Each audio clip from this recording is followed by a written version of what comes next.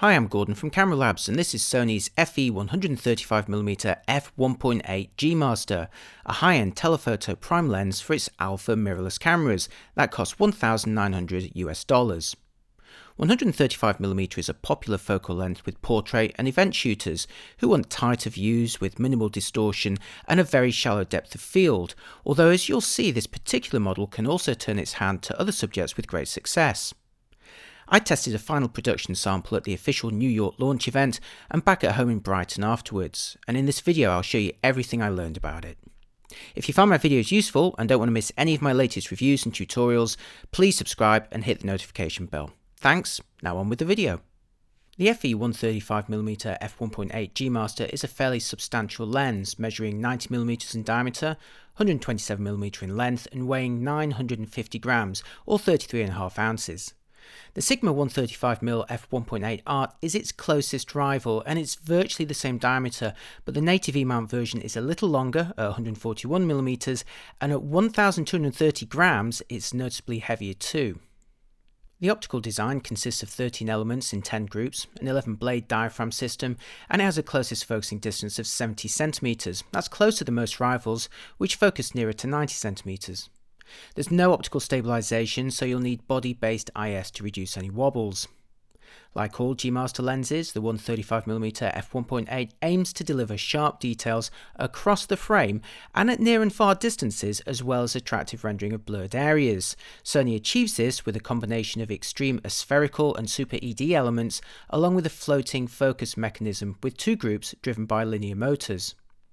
On the weather-sealed barrel, you have a very smooth and nicely damped manual focusing ring, two customizable focus hold buttons, an aperture ring, which you can adjust manually here, or if you set it to the A position, you can control the aperture with the dial on the camera, an autofocus switch, and another switch here with a focus limiter, where you can set the range of focusing distances to accelerate it if, say, you're only going to be focusing close up or within a mid-range. At the end of the barrel is an 82mm filter thread, and Sony supplies a substantial lens hood to protect you from flare. Another switch towards the underside of the barrel can declick the aperture ring, allowing you to turn it very smoothly. This is a feature that's valued by videographers, and I'll show you why. In this demo I've focused on the bottle, set the camera to auto ISO to take care of exposure, then adjusted the aperture in its clicked setting. Starting at f1.8, see how the blobs are nicely solid with no onion rings or distracting outlining. Now close to f2, f2.5, and now at f2.8, where you can see how the oval cat's eye shapes that were previously in the corners at larger apertures have gone, leaving mostly round blobs. As you close the aperture further, the 11-blade diaphragm shape occasionally reveals itself, but it remains pretty subtle and fairly rounded throughout. In this next demo, I've used the switch to declick the aperture ring, allowing me to adjust it smoothly without any visible steps. Again, as before, the sweet spot for large but mostly circular blobs is around f2.8, although I reckon it looks pretty good wide open too. I guess it depends how you feel about that cat's eye oval shape in the corners. The ability to declick the aperture ring with a simple switch is a real boon to anyone switching between stills and video. The manual focusing, like most mirrorless lenses, is a fly-by-wire system that uses a motor to actually adjust the optics as you turn the ring. But Sony's done a really good job here at giving it a very mechanically linked feel. It's very smooth, it's nicely damped, and it also importantly has a linear response, which makes it feel very natural when you're manually focusing. Here's an example to show you. The manual focusing is a real treat on the FE 135mm f1.8. I've used it here with focus peaking for guidance to smoothly rack focus from the nearest distance until the bottle becomes sharp. As I mentioned earlier, the nice damping and linear response means it feels very close to using an old-fashioned mechanically linked focusing system. This clip also gives you another chance to check out the rendering, which is very well behaved. If you prefer autofocus, you can of course tap to pull focus using the screen on compatible bodies which have that, here with the lens mounted on an A7R III and wide open at f1.8. Here's another touch focus example, this time on the A7 III, and despite the extremely shallow depth of field, the Sony manages to refocus with pretty minimal hunting. How about face tracking in video? Here I am approaching the lens at f1.8, this time mounted on an A7R3, and so long as I walked fairly slowly in this example, the video autofocusing kept up. You can even use it for a nice piece to camera like this guy, although at this distance, make sure you use a better microphone than I did. Hey, this is Manny Ortiz, and this is a quick vlogging test with the 135mm Sony 1.8. Okay, now for some sample images which I shot with a final production FE 135mm f1.8 G Master on a variety of Sony bodies. I'll start with some portraits, as this is going to be the primary function for this kind of lens. Now if you're more used to shooting portraits with say an 85mm, you'll immediately notice how much longer 135mm is, allowing you to shoot from much further away while also minimizing background distractions, but it is a less intimate experience because you are further away. Couple this focal length with the fast aperture and you'll also have a razor thin depth of field at f1.8, which means shooting very carefully and ideally exploiting eye detection with continuous autofocus to maximize your hit rate. I'd say the results speak for themselves though, with pin sharp details and attractive blurred areas with no distracting business in the background. The closest focusing distance of 70cm is also around 20cm closer than most rival designs, and thanks to the floating focus system, it means you can also enjoy sharp results at close range. I really enjoyed using the lens as a semi-macro solution. The focusing for stills is also fast enough for mild to reasonable action. I used it here mounted on an A7 III to capture these cyclists approaching, admittedly at a fairly leisurely pace, and it's kept them sharp using face detection at 8 frames per second. Moving much faster and more erratically though were Brighton's seagull population, and I enjoyed a fair degree of success here, again shooting in the A7 III's 8 frames per second mode with wide area autofocus and with the lens set to f1.8. Now it wasn't quite the same level of success as I enjoyed using the 100 to 400mm G Master for birding, but I still managed to grab a lot of keepers in this shoot. Don't rule it out for landscapes either. The 135mm focal length is great for tighter views of natural or urban landscapes, and again the optics deliver excellent quality across the frame even when set to the maximum apertures.